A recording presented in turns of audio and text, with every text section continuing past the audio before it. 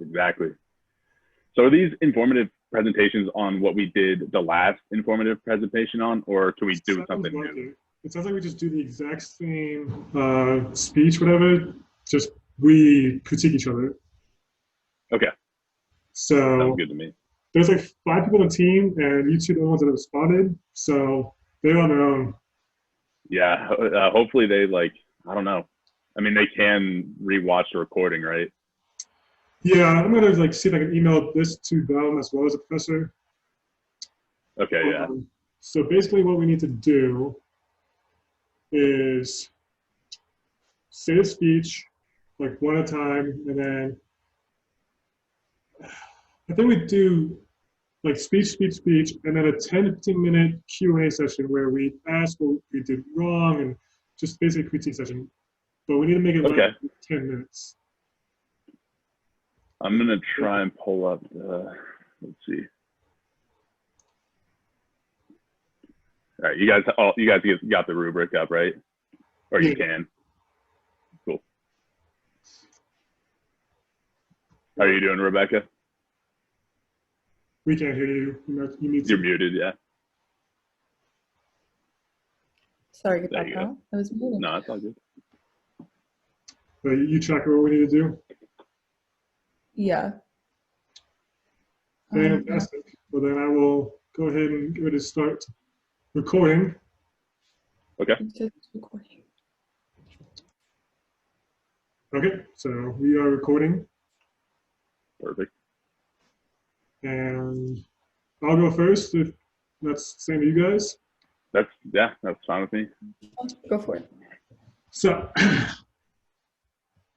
good afternoon, class. Today I will be briefly talking to you about the Denver chapter of Habitat for Humanity. According to their official website, Habitat for Humanity of Metro Denver builds and sells homes to hardworking people in need of decent and affordable homes as part of their mission to, quote, put God's love into action and to bring people together and to build homes, communities, and hope. Throughout their 41-year history, Habitat Metro Denver has served more than 1,000 families. By being a nonprofit organization, Habitat for Humanity of Metro Denver relies completely on donations, both private and otherwise. Some of the major donors include Wells Fargo, Transamerica, the VF Foundation, and the Come and Go gas station. While of course, there are obvious impacts of being able to have stable, sorry, the whole computer just froze on me. Okay, we're gonna pretend like that doesn't happen, just keep rolling. Well, of course, there are obvious impacts of having stable and affordable housing, such as financial security, healthy living, and a higher quality of life. Habitat for Humanity also focuses heavily on the younger generation's ability to have a safe place to study and further their education. And with these secure houses, that is part of their mission. I personally worked with this chapter during high school for several weeks, where we refurbished a house into 2 separate living spaces. So 2 families would be able to live and be secure there. And the lead volunteers that were in charge of us were some of the most patient and kind and hardworking people ever. And when you're dealing with a bunch of suburban white kids who have never held a hammer before, let alone a nail gun, you kind of have to be pretty patient. The Habitat for Humanity Metro Denver chapter was established in 1979, although the original headquarters was founded in Atlanta, Georgia in 1976, where they are still globally located at. Here in Denver, these volunteers worked tirelessly to fundraise, acquire land, set families, and manage all the logistical needs to build the first Habitat homes in Denver. And it has now become one of the largest affiliates in the nation, where they have just celebrated their 600th home back in 2016. In 1985, Habitat for Metro Denver began to expand globally, and they now have put over $3 million into building homes in 40 countries, based out of 6 affiliates, including Cambodia, Ethiopia, Jordan, Nepal, Nicaragua, and Lesotho. Now, Habitat does not exactly just give homes away. There's a certain criteria to ensure that the houses get placed into absolutely needing families. Part of families are chosen with still to pay closing costs and make affordable monthly payments based on their income level. So it might not be exactly a 30-year mortgage. It could be a 40-year mortgage if that's what is deemed most appropriate.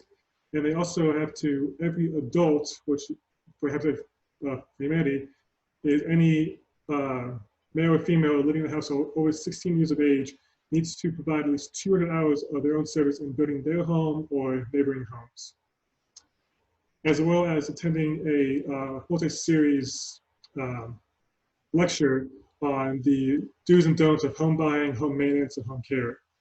And the idea is that all this maintenance, all the classes help to really ensure that these houses are respected.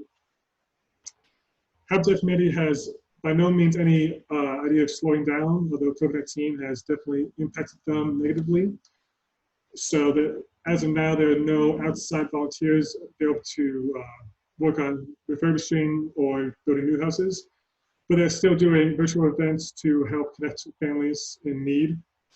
And they will not rest until their vision of a world where everyone has a decent place to live is fulfilled. And that's it. Very nice. Yeah. So are we doing the questions and comments now, or should we just do them all at the end? It's up to us, really. I mean, there's only 3 of us, so we can just might as well just do it now. That way, like, the sweet discretion, each of mine. Keep it fresh, yeah. Yeah. So I can start. Let me look at the rubric real quick. So let's see. Let's see.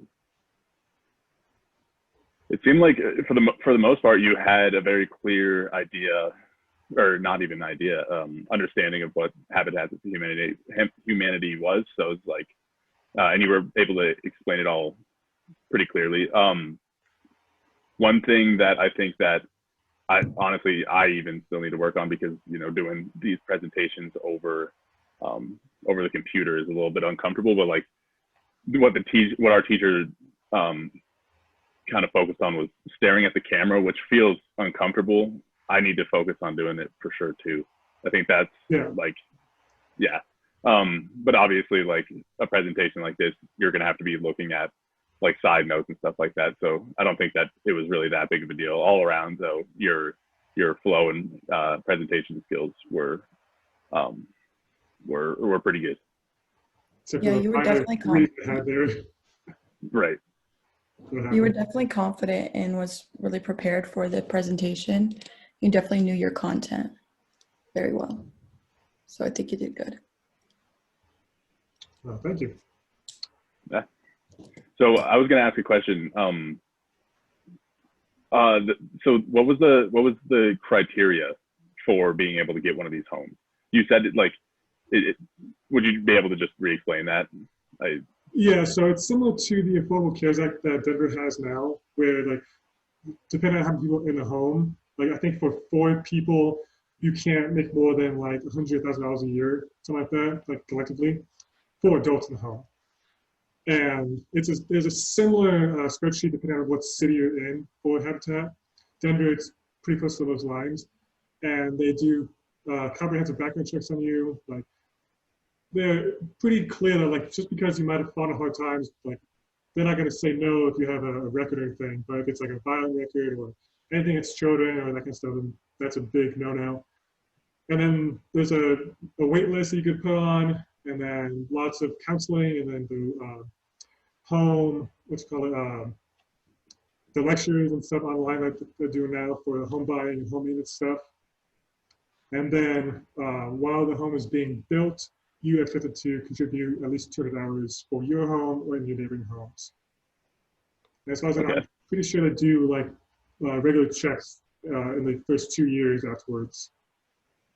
Okay, because I used to work for Denver Water, and I was in a pipeline crew, and we were redoing the water pipe out in front of a few Habitat for Humanity's homes.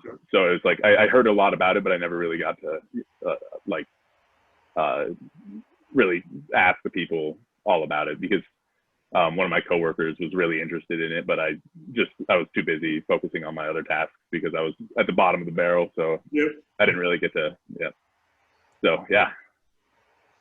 It's a really cool program though, and they don't get nearly enough donations for what they need. I mean, only 600 homes in like 30 years. That's not a whole lot. That's better than nothing.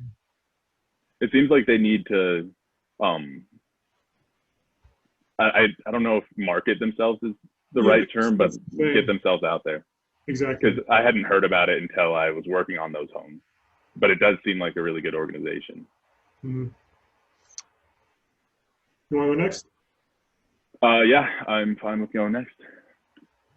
So my organization is called the Denver Kickers. It's a organization that is based all around soccer. They started in 1962. It was it was a small brick building out in Golden. It's a very humble beginning for this organization, which became a big success. They now have a location in Arvada, Broomfield, and in Golden, or in 3 in Golden. And so what they do really is they create an opportunity for older men and women to be able to be part of an organization, sports organization, without having to force that competitive spirit on themselves. So it creates a comfortable environment for people who used to love playing and then kind of like fell off physically or whatever happened. It's not nearly as competitive as, the MLS or any of these higher or older leagues. And so what they have right now is they have up to 400 members. They have 3 men's adult soccer teams. They have 1 women's adult soccer teams, and then they have a few competitive youth and recreational youth soccer teams.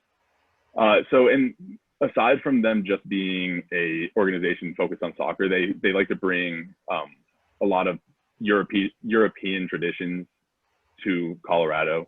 They do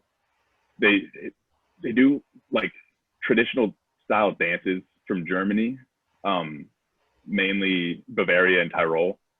And I can't say this word correctly. Well, I might be able to, but I don't know if I am. It's called like Schlupflottler. It's a traditional dance that is from Germany, and when they're not playing soccer, they have these festivals on Fridays and Saturdays afternoons, and then they get a bunch of people together and do these traditional dances and balls and stuff like that. And the reason that this is connected to me so well is because my dad used to play for the Kickers when he was younger, before it became as big as it is now. And so I just remember going to these events. I watched one soccer game there, but as a kid I wasn't super invested in watching adult men's soccer.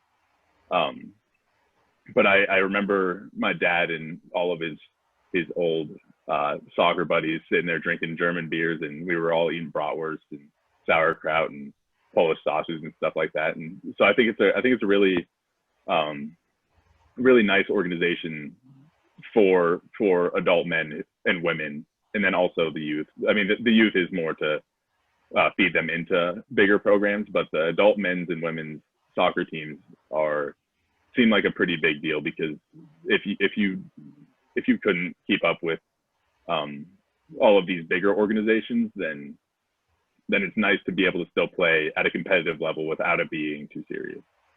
And that's really about it. Yeah. I think I liked the personal connection you made to really emphasize why you